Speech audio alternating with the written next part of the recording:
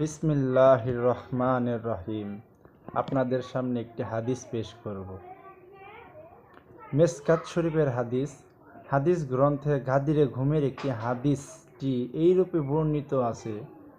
বারাইয়া ইবনে আজেব এবং জায়েদ ইবনে আরকাম বর্ণনা করিয়াছেন, যখন রাসূল সাল্লাল্লাহু আলাইহি ওয়াসাল্লাম গাদিরে ঘুমে আসিয়া অবতরণ করিলেন, আলী আলাইহিস সালাতু ওয়াস সালাম হাত ধরিলেন এবং বলিলেন, তোমরা কি জানো না যে আমি মুমিন দিগের নিজ দিক হইতে অধিক আওলা?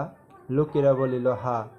তিনি বলিলেন, তোমরা কি জানো না যে আমি প্রত্যেক মুমিনের নিজের প্রাণ হইতে অধিক আওলা?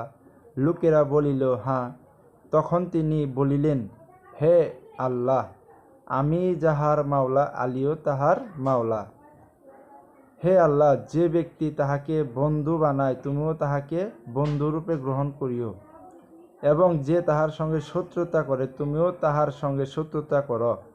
অতএব ইহার পর, অর্থাৎ রাসূলের ভাষণ শেষ হওয়ার পর উমর তাহার সঙ্গে সাক্ষাৎ করিলেন এবং তাহার অভিনন্দনে তাহাকে বলিলেন, হে আবু তালেব সন্তান, প্রত্যেক মুমিন নরনারীর মাওলা হিসাবে অভিনন্দিত হইয়া তুমি সকাল করিবে এবং সন্ধ্যা করিবে।